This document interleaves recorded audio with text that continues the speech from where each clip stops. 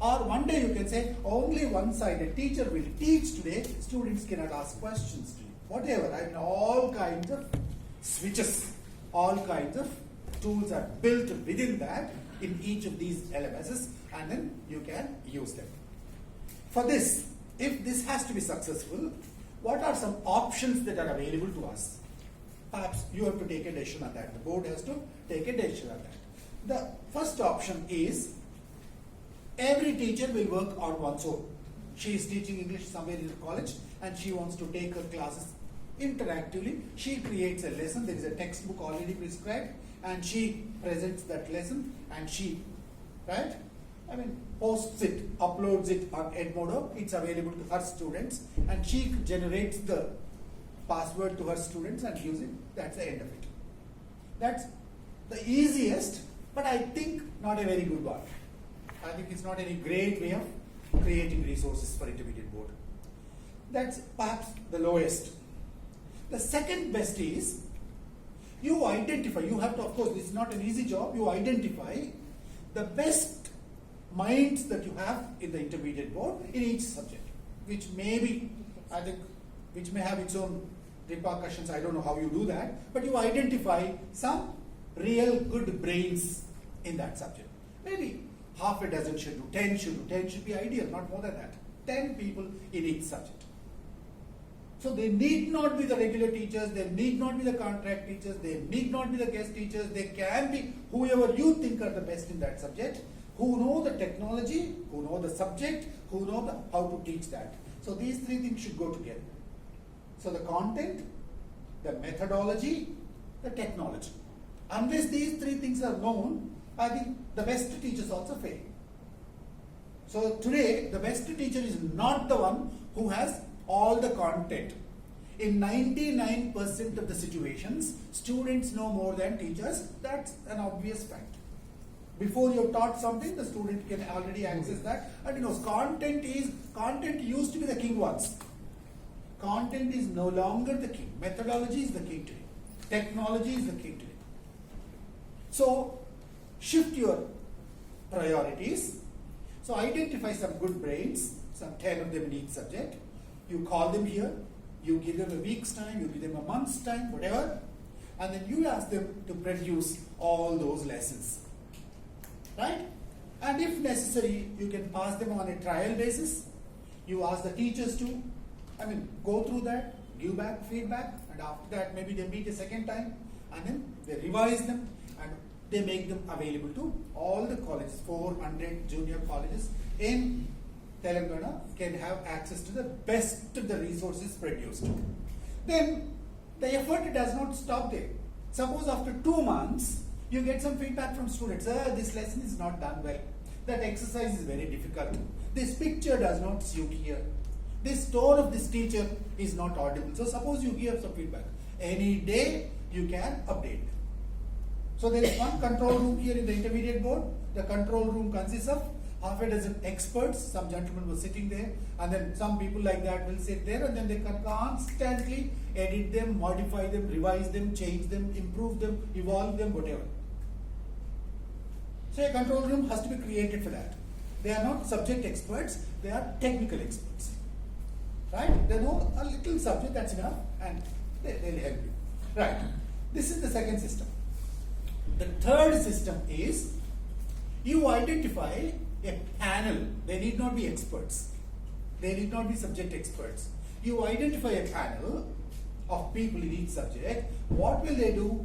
They will scout through the resources available created by somebody. Universities like MIT have live cast all their lessons. What a risk they have taken. They were the first in the world to do that. They started about 7 years ago. So the kind of risks, imagine a university professor allowing his live lesson to be telecast. What a great risk it is. The whole world watches it. One sentence going wrong, one word mistakenly pronounced, right? One full stop put in the wrong place, exposes them to global criticism, but they took that risk. MIT said, okay, we'll take this lead. All our university classes. And the university said, If you are ready for that, work here, otherwise quit the job and go away. MIT successfully conducted that experiment. Today, all MIT, like Khan Academy for instance, right? Like that. So, MIT has all its classes in the open domain. Every single class of every subject is available. Now, Board of Intermediate Telangana can take that kind of an initiative.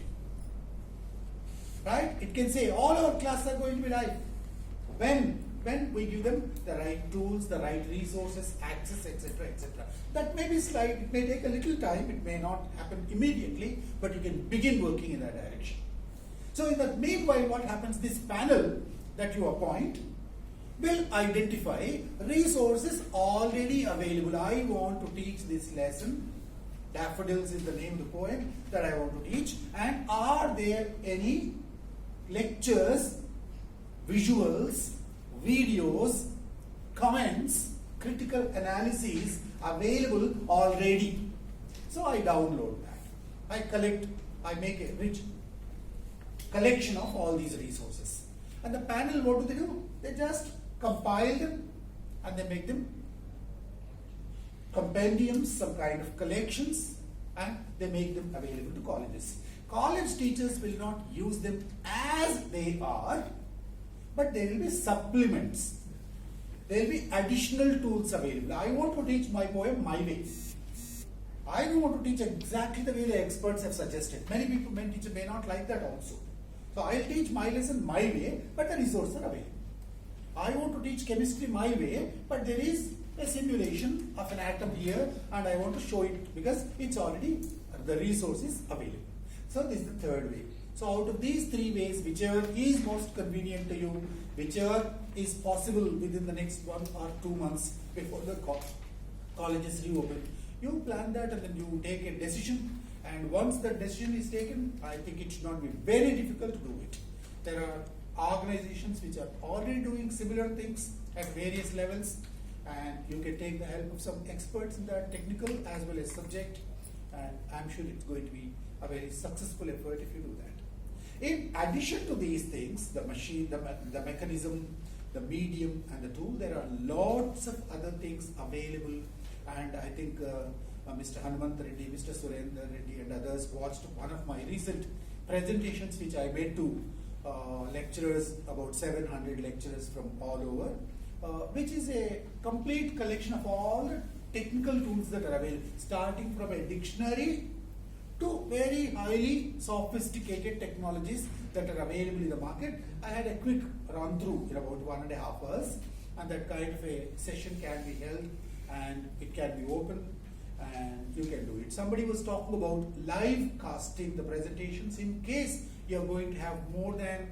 100, 200, 500 students. Today, technology is available. Both Zoom and GoToWebinar allow you to live cast your lessons beyond that capacity for which you are paid license. To make that simple, to put it in other words, suppose I buy a Zoom license.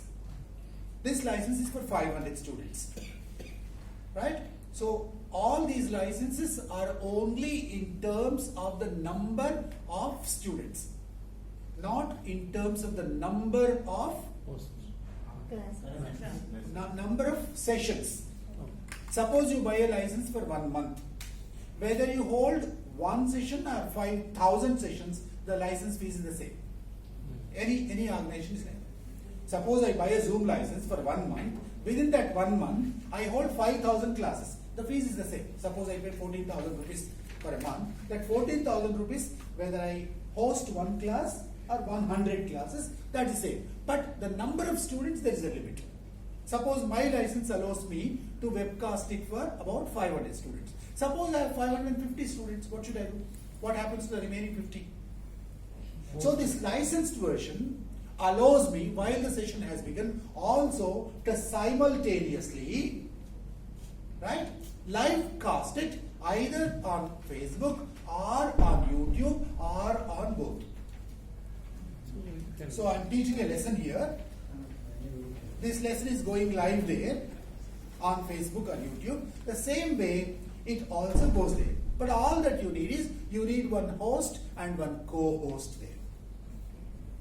One organizer, one panelist. they have different names each. In Zoom they call host and co-host.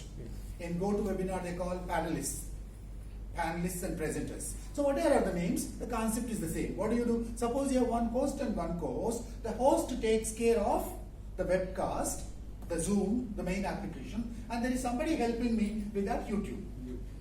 So both have chat functions, both have question functions. Suppose I post a question in the chat function here, because I am the host, I am seeing it myself, or I have somebody sitting with me, and then she also is handling one more laptop there, and then she is helping me read out that. And there is somebody else sitting here, and he is watching that YouTube, and on that YouTube also there is a chat box, and there also people can post, and both can be. So the number can be unlimited. 500 I pay license, but 5,000 people can watch that without paying anything extra. So Zoom allows that and GoToWebinar allows that. So what you buy is not important, how effectively you use it is important. Before I close, I just would like to tell you one thing. The textbook is just a pretext. It's only a tool. So if I have something like this, if this is my textbook, this textbook is available to everybody, the same textbook, but what I do with the textbook that's available to me is my product. Unless I have passion, unless I have great enthusiasm, unless I am methodologically sound, unless I feel the pulse of my students, right? Unless I put my heart into what I am doing, my textbook remains just a piece of paper. So in the hands of the good teachers, the worst textbooks becomes the most ideal medium to teach what I want. And in the hands of a hopeless teacher, the best textbook also fails. So your job is not to create the best resources, but to create the best teachers. And for that, there is a need of motivation and then constant, updating them, and the incentives here that you give them, and so many other factors work. So please do that. And this is only a very short, brief introduction to what is possible. Perhaps if you give me more inputs, basing on that, I'll be able to help you a little more with what suits you best. If you have any questions, please ask. Excuse me, sir. Actually, I'm the in charge of the internet textbooks. So just we are planning to prepare our textbooks with QR code. In what way it helps to our students? Because yesterday itself we had a meeting with the Telugu Academy people. Right, what do you want to do next? So you are creating a textbook. Yes, sir. For the next academic year, we are planning for QR code in our textbooks. Okay. Please go ahead. What is the extraordinary feature of this QR code? That is what we would like to know. Yesterday itself we had an initiation. We are not experts in this regard. QR code. Yes, we are going You to have created some resource somewhere. Instead of searching for that, I just have a camera on my mobile.